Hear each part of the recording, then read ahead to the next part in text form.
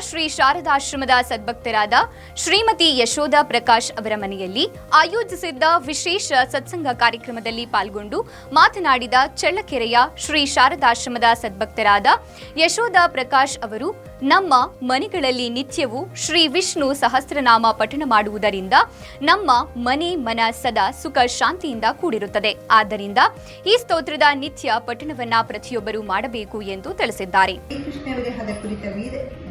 ಕುರಿತ ಗೀತೆಗಳನ್ನು ಹಾಡಲಾಯಿತು. ಅದರಲ್ಲಿ ಮುಖ್ಯವಾಗಿ ಗೋಪಿಕಾ ಸ್ತ್ರೀಯರು ತಮ್ಮ ಪ್ರಾಣವಲ್ಲಭನಾದ ಕೃಷ್ಣನಿಗಾಗಿ ವ್ಯಾಕುಲ ಪಡುವುದರ ವರ್ಣನೆ. ಕೀರ್ತನೆಕಾರನ ಸ್ವರಮಾಧುರ್ಯ, ಭಾವ, ಸೌರಭಗಳು ಶ್ರೋತೃಗಳ ಮೇಲೆ ತುಂಬಾ ಪ್ರಭಾವ ಬೀರಿದವು. ಬಿದಿರಿನ ತಡಿಕೆಯ ಹಿಂದೆ ಕುಳಿತಿದ್ದ ಶ್ರೀಮಾತೆಯವರು ಕೀರ್ತನೆಯನ್ನು ಕೇಳುತ್ತಾ ಕೇಳುತ್ತಾ ಮೆಲ್ಲನೆ ಭಾವಾವಸ್ಥೆಗೇರಿದರು. ಅಷ್ಟರಲ್ಲಿ ಕೀರ್ತನಾಕಾರನಿಗೆ ಹೊರಡುವ ವೇಳೆಯಾಯಿತು. ಅವನು ರೈಲು ಬಂಡಿ ಹತ್ತಿ ದೂರದ ಸ್ಥಳಕ್ಕೆಲ್ಲಿಗೂ ಹೋಗಬೇಕಾದುದರಿಂದ ಗೋಪಿಕಾ ಸ್ತ್ರೀಯರನ್ನು ವಿರಹಾವಸ್ಥೆಯಲ್ಲೇ ಬಿಟ್ಟು ತಾನು ಹೊರಡಲು ನಿರ್ಧರಿಸಿದ. ಒಬ್ರು ಭಕ್ತರ ಮನೆಗೆ ಆತ ಜಿತೇಂದ್ರನಾಥ ಮಿತ್ರ ಎಂಬನು ಕೀರ್ತನೆಕಾರನ ನಡೆಸ್ತಾ ಇದ್ದ. ಅಲ್ಲಿಗೆ ಒಬ್ಬ ಕೀರ್ತನೆಕಾರ ಬಂದ, ಹಾಡ್ದ.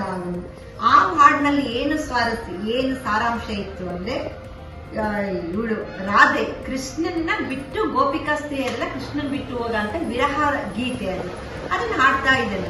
ಶ್ರೀಮಾತೆಯರು ಹೋಗಿದ್ದಾರೆ ಅಂದ್ರೆ ಡೈರೆಕ್ಟ್ ಆಗಿ ಅವ್ರು ಕುತ್ಕೊಂಡು ನೋಡಲ್ವಲ್ಲ. ಶ್ರೀಮಾತೆ ಶಾರದಾದೇವಿ ಅವರ ಜೀವನ ಮತ್ತು ಸಂದೇಶಗಳು ಸದಾ ಕಾಲಕ್ಕೂ ಪ್ರಸ್ತುತವಾಗಿದ್ದು ಅವುಗಳನ್ನು ನಮ್ಮ ಬದುಕಿನಲ್ಲಿ ಅಳವಡಿಸಿಕೊಳ್ಳುವ ಪ್ರಯತ್ನವನ್ನ ಮಾಡಬೇಕು. ಈ ಸತ್ಸಂಗ ಕಾರ್ಯಕ್ರಮದಲ್ಲಿ ಶ್ರೀ ಶಾರದಾಶ್ರಮದ ಸದ್ಭಕ್ತರಾದ ಶ್ರೀಮತಿ ಯಶೋಧ ಪ್ರಕಾಶ್, ವೀಣಾ, ಯತೀಶ್ ಎಂ ಸಿದ್ದಾಪುರ ಭಾಗವಹಿಸಿದ್ರು.